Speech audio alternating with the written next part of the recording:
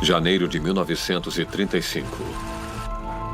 5 meses depois de assegurar o poder absoluto sobre a Alemanha, o Führer Adolf Hitler passa quase todo o tempo em Berghof, o quartel-general escondido nas montanhas da Baviera. E como um dos maiores fãs de Hollywood, ele passa as noites assistindo filmes de faroeste. Ele era fascinado pelas batalhas da fronteira entre os colonos americanos que vieram e se embrenharam pelo oeste, expulsando os índios. E ele encarava como um processo de desdobramento da superioridade racial. Aquilo indicava que a raça branca era superior aos nativos americanos. Ele queria escapar, na verdade, para aquele mundo de sonho. Superioridade, conquista, dominação não são fantasias para Adolf Hitler. São a realidade.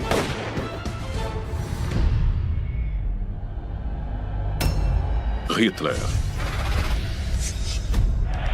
Quem é o homem atrás do monstro? Havia muitos aspectos da história que não se encaixavam. Do adolescente solitário a herói nacional. Ele foi o Messias do povo alemão. Como foi que ele conseguiu? Foi tudo uma encenação, foi tudo um espetáculo. Esta é a apresentação definitiva do homem mais odiado da história. Hitler, ascensão e queda. No fim de fevereiro de 1935, Adolf Hitler está na crista da onda. Sua ascensão meteórica ao governo ditatorial da Alemanha está completa. In uns selbst allein liegt die Zukunft des deutschen Volkes. E milhões de pessoas em todo o país o veem agora como líder messiânico que elas desejam desesperadamente. A imagem dele aparecia por toda parte. Ela estava em cartões postais, em cartazes. Ele se tornou um semideus. O regime de Hitler se baseia no culto à personalidade. A nazificação se tornou um processo cultural que infectou todos os elementos da vida dos alemães. Hitler incentivou o ministro da propaganda a assumir o controle de aspectos da vida nunca sequer imaginados. Então, até livros infantis começaram a transmitir seu ódio contra minorias raciais.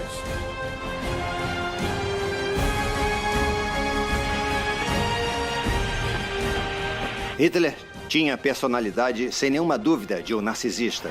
Ele precisava ser amado. Ele precisava receber a adulação. Era uma Hitlermania. Mas tudo tem um propósito maior do que apenas alimentar o enorme ego de Hitler. Conseguir o apoio do povo é o primeiro passo para a realização de seus planos para a revitalização da Alemanha.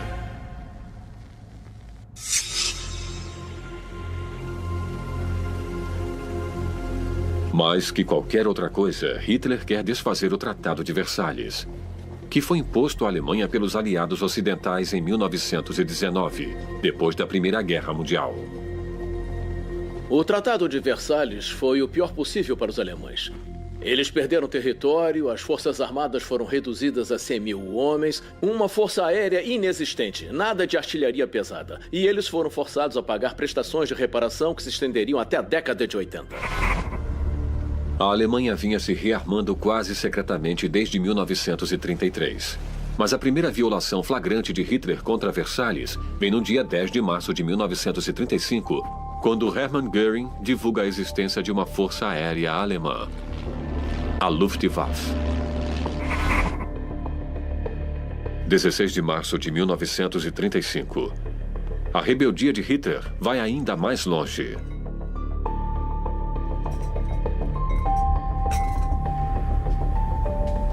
Ele convida um grupo de embaixadores da França, Grã-Bretanha, Itália e Polônia para um encontro de fim de semana em Berlim.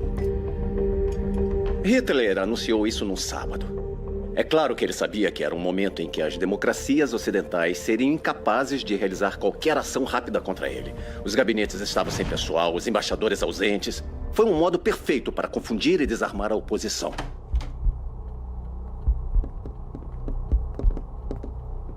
Hitler diz aos embaixadores que planeja expandir o exército alemão de 100 mil, um número imposto pelo Tratado de Versalhes, para 500 mil de homens. As potências ocidentais sabem que o rearmamento está ocorrendo, mas essa é a primeira vez que Hitler o torna oficial e dá detalhes precisos sobre seus planos. Hitler deu-lhes o fato consumado. Eram favas contadas. Ele só declarou abertamente. Em síntese, Hitler rasga o Tratado de Versalhes bem na frente deles. Ele jogou com a culpa de que a Alemanha foi obrigada a fazer um mau negócio e que eles humilharam demais a Alemanha. Todos se abalaram. Os diplomatas ficaram coçando as cabeças. Hitler percebeu a chance e começou a dizer a eles que, na verdade, a ideia de rearmamento era uma preparação para a paz e não para a guerra. Enganou todos. Para os hitleristas foi um grande golpe, um momento a ser celebrado. À medida que a notícia se espalha pelo país, os alemães ficam em êxtase pela maneira como Führer os libertou dos grilhões de Versalhes. No entanto, apesar da ânsia para serem grandes novamente, os alemães têm medo de outra guerra. Para garantir a continuidade do apoio, Hitler apela para o método preferido de agradar seus seguidores: a propaganda. 17 de março de 1935. Dia de homenagear os heróis. Um ano antes, Hitler transformara o que antes era uma comemoração sombria dos mortos na guerra numa celebração patriótica. Este ano, o exército é o ponto alto. O velho príncipe coroado, que fazia parte do antigo regime, estava lá para saudá-lo e passar a autoridade para ele. Usar o evento para estabelecer a conexão com o regime antigo e com as forças armadas lhe dava legitimidade. A ideia era naturalmente apelar para o alemão médio. Nós perdemos a guerra, mas nos tornamos uma grande potência outra vez. No final da celebração, o recado é claro. A águia alemã alçou o voo novamente. Ali estava alguém que prometera o impossível em 1933. Restaurar a honra alemã. 2 anos mais tarde, lá estava ele cumprindo a promessa. O próximo passo para Hitler é reunificar a Alemanha mais uma vez.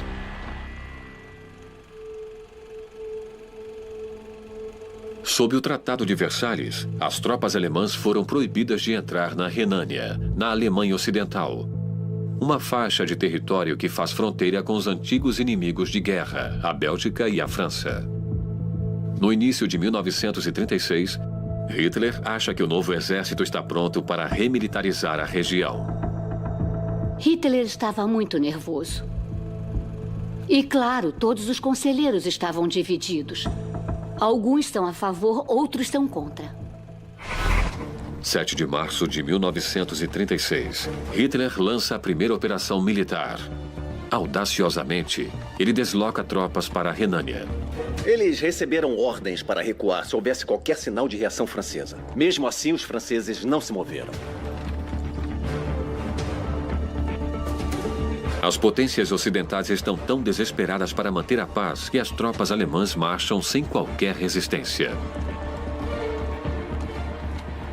Teve a ver com marcar a autoridade da Alemanha no centro da Europa e fazer os antigos inimigos pagarem pelo que fizeram. Tinha a ver com tornar a Alemanha normal outra vez, com devolver um pouco de orgulho aos alemães. Tinha a ver com deixar os alemães menos irritados com o resultado da Primeira Guerra Mundial. Hitler disse: eu sigo com a certeza de um sonâmbulo ao longo de um caminho determinado para mim pela providência. Ele tentava mostrar ao mundo que ele era um homem predestinado, que tinha uma sina. Os alemães veem Hitler como o libertador que arrancara os grilhões de Versalhes e colocara o país novamente de pé. Mas, pessoalmente, ele não está nada satisfeito. O Führer vê isso apenas como o começo. No verão de 1936, o Führer se esbalda com o próprio sucesso. A remilitarização da Renânia é apenas um dos muitos projetos de peso que ele iniciou desde sua ascensão à chancelaria 3 anos antes. Eles incluem inaugurar a Autobahn, a primeira rede de autoestradas do mundo. Sediar uma Olimpíada em que a Alemanha lidere o mundo com 89 medalhas. E a grande reforma de Berghof, de um refúgio de montanha modesto a um quartel-general operacional digno de um líder mundial. Hitler precisava reformar Berghof por razões práticas e políticas. Precisava de espaço para funcionários, para visitantes diplomáticos. Tudo isso era necessário em Berghof, então ele tinha que ser ampliado. Por outro lado, ali ele pensava estrategicamente. Ele queria muito se apresentar como alguém que era realmente significativo para o mundo. É um local muito impressionante. E se alguém for lá hoje, verá a mesma vista que Hitler apreciou do terraço de Berghof. É uma área rural encantadora com montanhas e prados impressionantes. Com o início do projeto, outras pessoas aprendem muito rápido que ninguém interfere nos planos do Führer. Um fotógrafo reclamou porque o estúdio fotográfico dele foi destruído para abrir espaço. E porque reclamou, ele foi enviado ao campo de concentração de Dachau por 2 anos. A reforma do retiro de Berghof vai além da expansão de um prédio para assuntos governamentais. Desde que foi rejeitado pela Academia de Artes Vienense, Hitler anseia por ser reverenciado como um artista visionário. Ele transformava constantemente esse desejo artístico em outros elementos e o canalizava para outros aspectos da política e da vida dele. Para decorar a supercasa, Hitler escolhe Gerda Trost, uma importante decoradora de interiores. Para uma mulher, Trost é extremamente influente no círculo íntimo de Hitler. Uma nova pesquisa revela a incrível extensão da influência dela sobre as escolhas de Hitler para a reforma da supercasa de altíssimo padrão. Ela trabalhava bem perto de Hitler como conselheira de estilo. Era ela que ficava com ele, se inclinando sobre mesas, apalpando tecidos, estudando os mínimos detalhes dos esquemas de cores. Ela era a pessoa responsável pela louça e pelo tipo de cortinas que ele teria. Hitler raramente dá ouvidos a alguém, mas ele ouve Trost. Às vezes ela concordava com ele e outras vezes não. Ele a tolerava, talvez porque se tratasse de um debate cultural e ele a admirava como artista. Ela até o convence a não decorar a mega mansão com quinquilharias nazistas cafonas e optar por um look mais conservador da classe média alemã. A sala principal de Berghof era evidentemente enorme.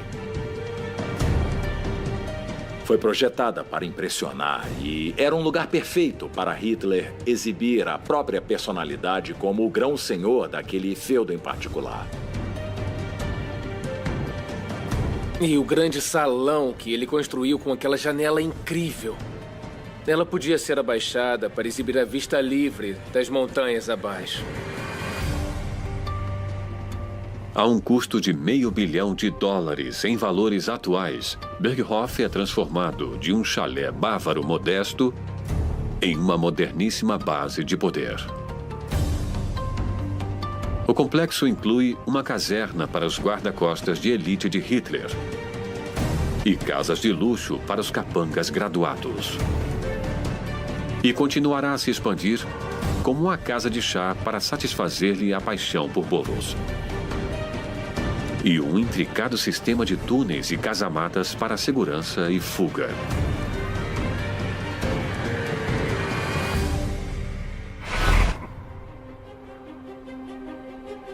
Agosto de 1936.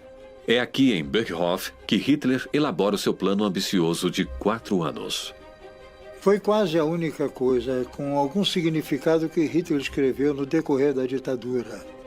Disse que a economia e as forças armadas tinham 4 anos para serem preparadas para a guerra. Foi aí que ele decidiu que era hora de transformar a Alemanha em uma superpotência. Hitler lança uma ofensiva de agrados contra os líderes estrangeiros para dar ao plano de 4 anos um aspecto mais positivo. 4 de setembro de 1936. O primeiro alvo de Hitler é o ex-primeiro-ministro da Grã-Bretanha, David Lloyd George. Um homem de origem humilde e semelhante, impressionado com a liderança de Hitler. O objetivo do Führer é enganá-lo e levá-lo a pensar que o plano de 4 anos foi projetado para levar paz e estabilidade à Europa. Lloyd George era o principal líder do Império Britânico no Tratado de Versalhes em 1919. E lá estava ele visitando Hitler. Foi um momento simbólico muito importante para Hitler, que ele adorou explorar. Ele desenrolou o tapete vermelho, forneceu uma Mercedes com chofer para rodar em uma autoestrada recém-construída. Hitler usa esses e outros artifícios para conquistar a presa antes de sequer se encontrarem. Este é um filme particularmente fascinante porque ele mostra Hitler em casa. Mas ele organizou a situação toda como se fosse uma peça. E o papel dele era o de cavalheiro rural, de aristocrata. Só que ele não estava à vontade no papel. Ele lacrou a linguagem corporal com os braços cruzados. E ele faz um pequeno gesto. Olhando aqui para baixo, vê-se que ele está se segurando. Os nós dos dedos dele se ressaltam. Ele faz isso em momentos de tensão. Lloyd George não percebe os sinais de alerta. Hitler passa 3 horas com ele, com chá e strudel, e retrata o plano de 4 anos como um esquema de paz. Lloyd George foi totalmente logrado. Quando ele voltou à Grã-Bretanha, ele disse que Hitler era o George Washington da Alemanha. Ele o defendeu com esse exagero. Era apenas um monte de mentiras. E Lloyd George caiu como um patinho.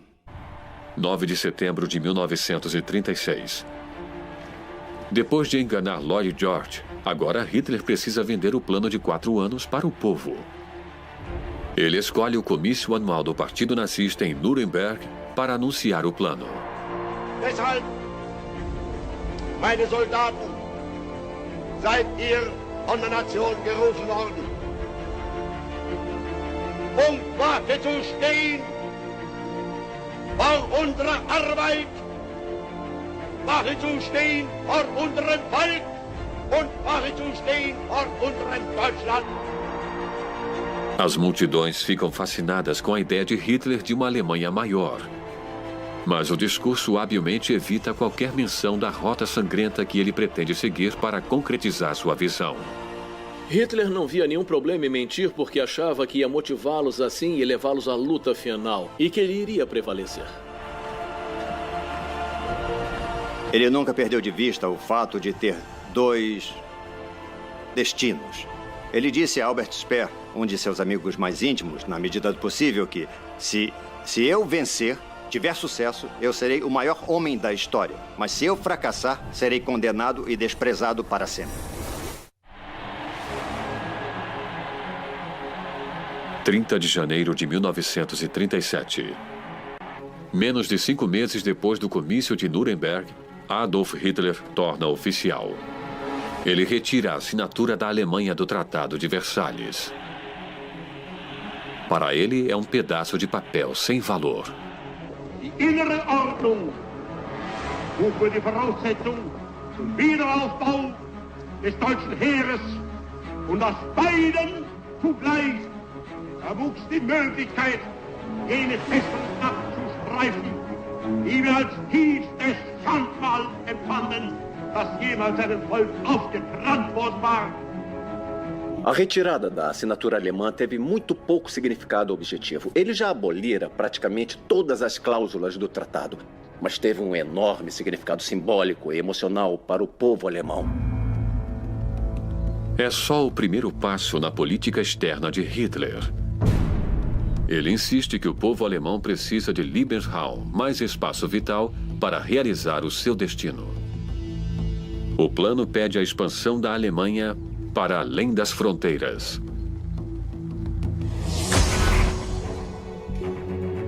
5 de novembro de 1937. Em um dos encontros mais importantes do Terceiro Reich, Hitler anuncia suas intenções. Guerra. Os generais apreciaram o rearmamento, os batalhões maiores e os equipamentos novos em folha, mas não se entusiasmaram com outra guerra contra britânicos e franceses. Hitler saiu da reunião sem ter certeza de que o exército estava com ele. Hitler não sabia bem o que fazer. De início, a principal resistência aos planos de Hitler vinha do chefe das Forças Armadas, o marechal de campo Werner von Blomberg. Foi nesse momento que Göring se tornou útil. Hermann Göring, um obstinado defensor de Hitler e comandante implacável da Luftwaffe, cobiça o cargo de Blomberg. Investigando os podres do ministro da guerra, Göring faz uma descoberta vantajosa. Ele se deliciou com o achado e entregou o dossiê a Hitler. O marechal de campo Blomberg se casou com uma mulher que tinha, digamos, um passado comprometedor. Quando tinha 18 anos, ela posou nua para uma série de fotos pornográficas que foram parar nas mãos da polícia. Göring informa Hitler que a esposa de Blomberg era uma meretriz e que um fotógrafo judeu tirara as fotos escandalosas. Quando Hitler descobriu o passado de Frau Blomberg, ele ficou com muita raiva. Não era o tipo de mulher com quem Hitler gostava de conviver. Era muito constrangedor para Hitler, porque ele e Göring foram testemunhas no casamento. Mas não se trata apenas do puritanismo de Hitler. O escândalo de Blomberg poderia ser um desastre de relações públicas para o partido nazista. Na ascensão ao poder, Hitler tentou provar que o partido nazista era profundamente moralista e tentava levar a Alemanha por um caminho de retidão moral. Assim, a ideia de que a mulher de um proeminente membro do partido é uma meretriz fichada poderia ser um desastre para ele. Era preciso tomar uma atitude drástica. Von Blomberg estava acabado. Hitler confronta Blomberg, que lhe oferece a própria demissão. O Führer aceita e o envia para o exílio com uma compensação financeira. Hitler nunca mais convocaria os serviços dele. Ele era agora, aos olhos de Hitler, uma figura do passado. No mesmo dia em que estoura o escândalo de Blomberg, outras alegações vergonhosas sobre mais um oficial de alta patente do exército ressurgem. O comandante-em-chefe do exército, general Werner von Fritsch, foi acusado de uma relação gay no banheiro público. Hitler sabe exatamente como a notícia vai repercutir com as tropas e o povo alemão se chegar a ser divulgada. Fritsch classificou as acusações de mentiras podres e degradantes. É claro, Hitler ficou em pânico total de haver um escândalo duplo. Seria um desastre de relações públicas para qualquer político. As alegações contra von Fritsch eram totalmente falsas, mas Hitler não sabia disso. Então, Hitler disse que ele tinha que sair e isso causou um drama. Havia um hiato. Quem ia comandar o exército? Quem ia comandar as forças armadas? Hitler estava mesmo indeciso, o que mostrava que ele nem sempre controlava os acontecimentos. Na verdade, ele reagia a eles. 4 de fevereiro de 1938. Hitler toma uma decisão. Uma transmissão nacional de rádio anuncia que o cargo de comandante-em-chefe das Forças Armadas que Blomberg deixara vago havia sido preenchido pelo próprio Führer. A expectativa de Göring de chegar ao comando é frustrada, mas ele é promovido a marechal de campo. Aquilo mandou um recado muito claro, especificamente para o exército, de que Hitler estava no comando absoluto. Ele era mesmo um megalomaníaco. Havia uma quantidade enorme de poder concentrada naquele único homem. Com os escândalos domésticos e a reorganização do gabinete encerrados, Hitler se colocou no controle total e pessoal da Alemanha. Nada poderia impedi-lo de lançar seus ideais aterrorizantes pelo mundo. No início de 1938, o Estado, as Forças Armadas e o povo, todos estavam sob o comando de Adolf Hitler, reabilitando-o a definir o curso para o futuro da Alemanha. Dos cowboys e índios até as conquistas de Napoleão e Bismarck, o primeiro chanceler da Alemanha. Hitler procura inspiração no passado. Era certo tipo de história. Eram os relatos dos grandes heróis do passado alemão. Eram os reis, imperadores e conquistadores heróicos. Desde que era menino, Adolf Hitler idolatrava Frederico o Grande, rei da Prússia e guerreiro poeta. Frederico o Grande foi um grande herói de Hitler. Em muitos aspectos, ele achava que era a reencarnação daquele grande herói do passado. O grande marqueteiro Joseph Goebbels vende a ideia de que seu chefe é o sucessor natural de Frederico o Grande. Quando o velho Fritz se tornou rei, ele empunhou a espada e construiu um império. Agora que Hitler usa a coroa, ele pretende fazer o mesmo. O primeiro alvo no plano para dar mais espaço habitável para a Alemanha é sua terra natal, a Áustria. Para Hitler, os alemães e austríacos são um único povo com o mesmo sangue ariano. Mas estão divididos por uma linha insignificante no mapa. Ele achava totalmente bizarro que a Áustria e a Alemanha não fossem uma só. Era sua grande crença e fazia parte do plano desde o início, unificar a Alemanha e a Áustria. 12 de fevereiro de 1938. O líder austríaco chanceler Kurt von Schuschnigg chega a Berghof para uma reunião particular. O assunto em pauta, a independência da Áustria. Schuschnigg fez um comentário educado sobre a vista encantadora ou a fantástica localização de Berghof. Hitler não está afim de conversa fiada. Sua única preocupação é abordar a questão do estabelecimento de uma união mais estreita entre os dois países. Hitler retrucou na hora. Olha, é uma linda vista, sim, mas não veio até aqui para falarmos sobre o tempo. Venha, vamos entrar. Lá, Hitler e seus ministros exigem que funcionários nazistas sejam colocados em postos-chave na Áustria. Hitler tinha um lado animalesco.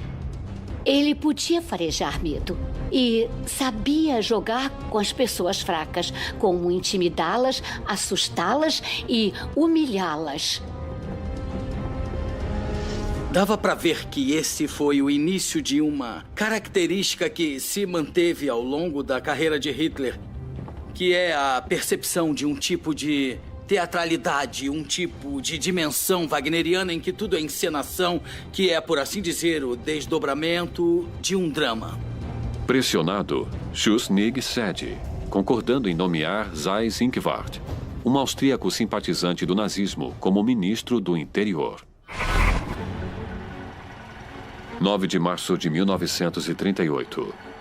Como última e desesperada tentativa de evitar a crescente influência alemã, Schuschnigg decide submeter a questão da independência austríaca a uma votação popular.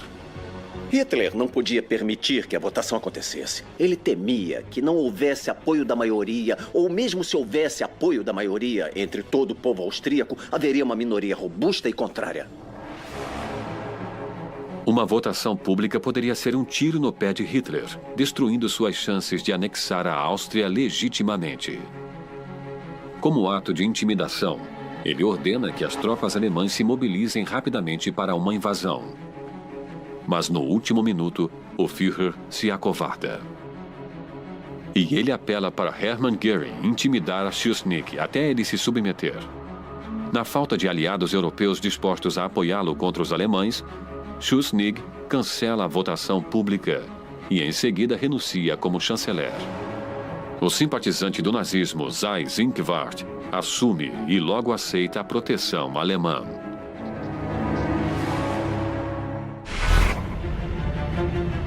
12 de março de 1938. Sob as ordens de Hitler, tropas alemãs entram pela Áustria e não encontram resistência. O que se seguiu foi um dos momentos mais incríveis da carreira do Hitler.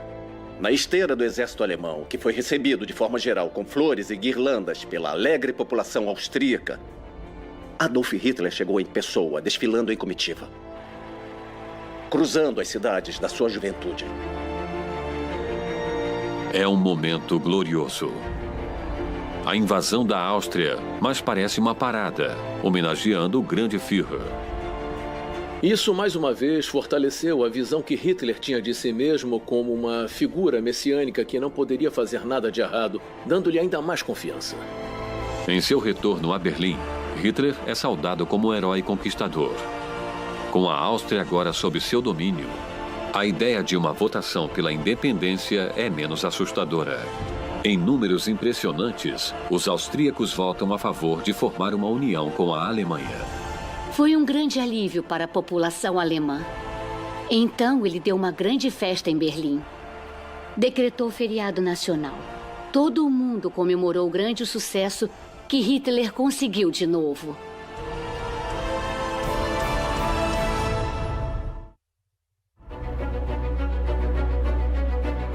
Duas semanas mais tarde, Hitler ainda está embriagado pela vitória e ansioso para planejar a próxima invasão. Hitler tinha uma personalidade obsessiva. E claro, quando se dava um naco de terra a Hitler, ele ia querer outro. E mais outro. Na fila da grilagem de terras de Hitler está a Tchecoslováquia. Um país com mais de 3 milhões de habitantes de língua alemã. O Estado da Tchecoslováquia, formado depois do Tratado de Versalhes, era uma coisa que ele detestava.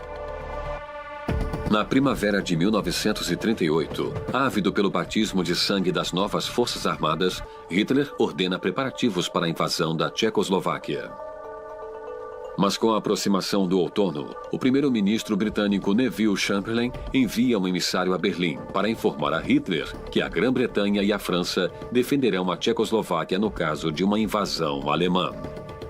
De repente, estava Chamberlain dizendo, se fizer isso, vai haver guerra. E Hitler ficou tão espantado com a revelação que pediu ao intérprete para repetir o que foi dito, caso ele tivesse entendido errado.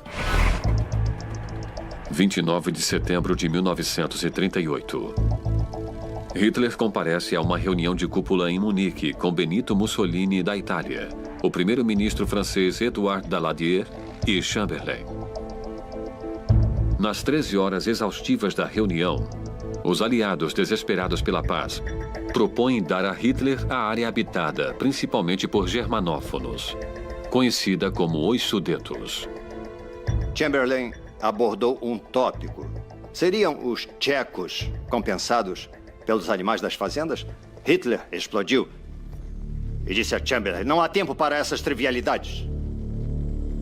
Pressionado pelas grandes potências e por seus próprios conselheiros, Hitler aceita os Sudetos.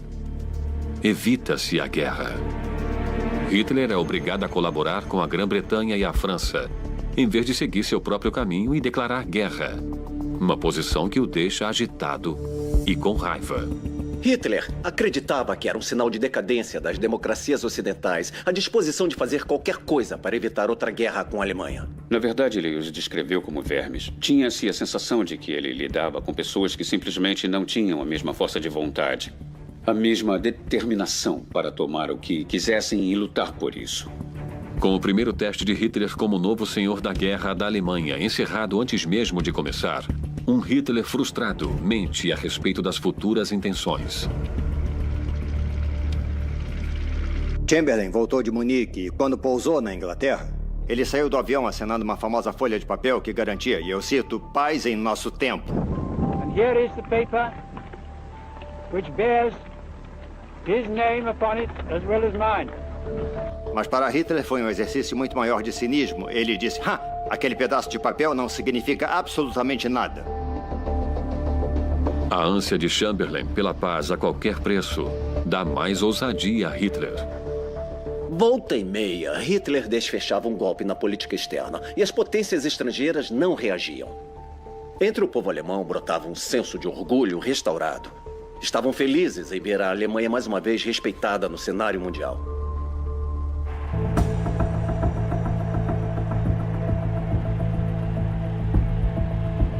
Com o povo alemão inebriado por seu sucesso, Hitler tem ainda mais razões para acreditar em sua grande missão de expandir o território alemão. Depois de invadir os Sudetos ou de receber os Sudetos, Hitler comemorou e se banqueteou com bolos. Ele adorava, gostava de relaxar com um bom chá completo, o que era típico dele. Mas um problema não sai da cabeça de Hitler. Ele está sendo festejado como o arquiteto de uma paz que ele não deseja. Quando voltava os olhos para a história, ele sabia que todos os grandes líderes militares forjaram suas maiores vitórias em batalha, com o sangue de seus próprios homens. E era o que ele queria. Para Hitler, o alívio do povo pelo Acordo de Munique parece uma traição. A Alemanha não quer a guerra pela qual Hitler anseia.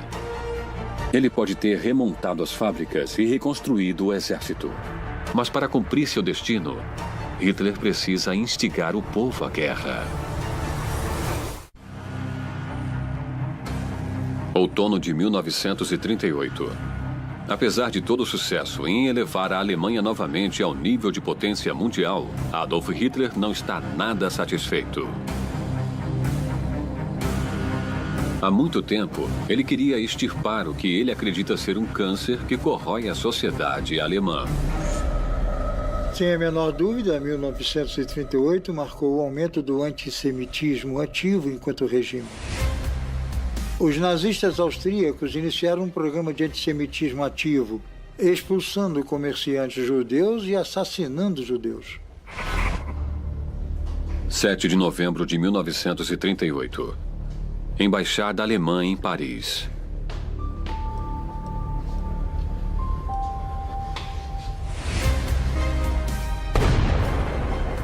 Um judeu polonês atira em um funcionário nazista, que acaba morrendo 2 dias depois.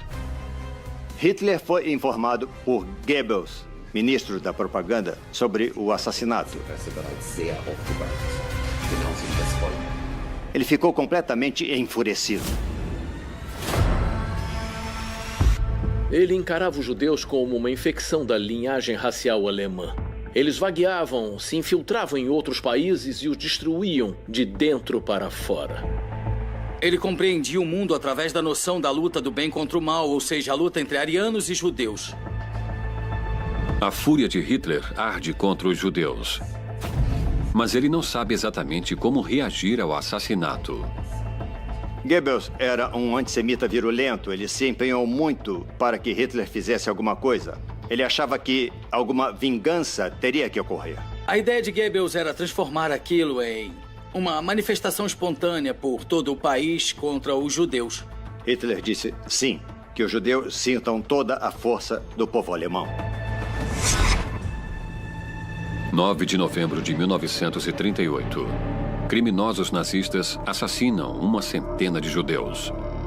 Eles surram e estupram muito mais. E pela primeira vez, o regime de Hitler envia judeus para um campo de concentração em larga escala, com base apenas na etnia. O evento é chamado de Kristallnacht, ou a Noite dos Cristais. Por causa das muitas janelas de casas de judeus, vitrines de lojas e sinagogas espatifadas durante o ataque. Para Hitler, o sonho de vingança contra os judeus está finalmente se realizando.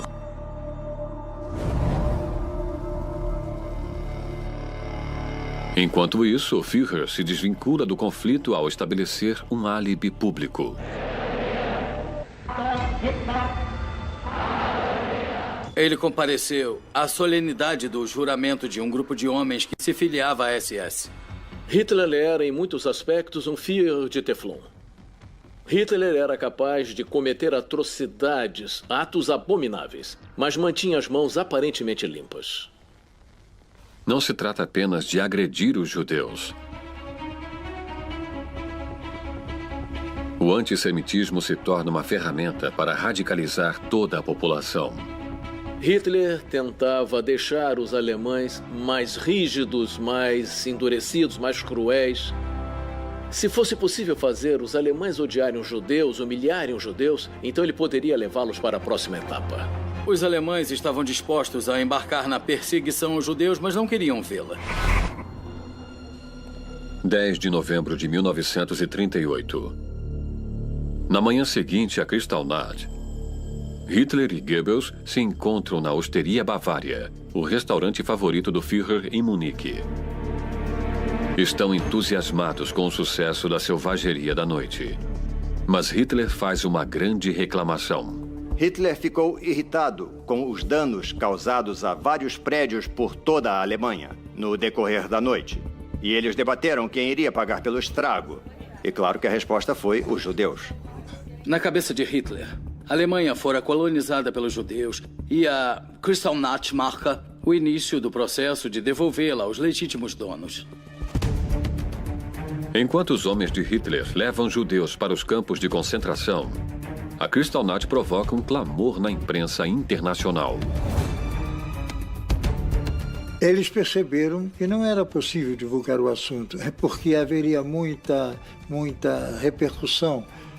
O antissemitismo foi acentuado, mas foi acentuado e protegido do conhecimento público. Inacreditavelmente funciona. Grande parte da imprensa ainda está encantada com a imagem de Hitler, trabalhada por meio de sua própria máquina de propaganda. Naquele mesmo mês, uma revista britânica, Homes and Gardens, publica um artigo que o retrata como o grande estadista que vive pacificamente no interior da Baviera. A ideia de que um artigo na Homes and Gardens a respeito da casa de Hitler seja publicado na mesma ocasião do pogrom contra os judeus, a chamada Kristallnacht, é quase inimaginável para nós. O efeito de tudo isso era mostrar Hitler essencialmente como um cara tranquilo com quem se poderia trabalhar.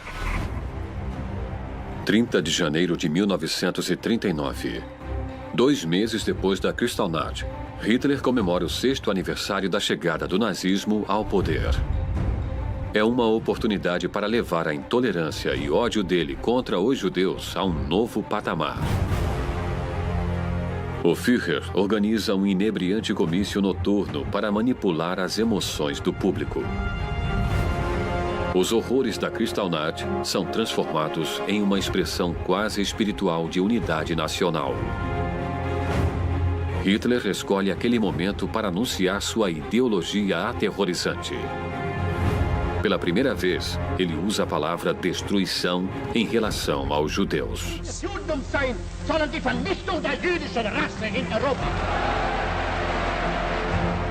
Aquele foi o momento em que Hitler vinculou a ideia de guerra com a ideia de vingança contra todos os judeus. A missão de Hitler é nada menos que expulsar os judeus da Alemanha. Com a nação agora sob seu comando, está tudo pronto para que seja cometido um dos maiores crimes da história.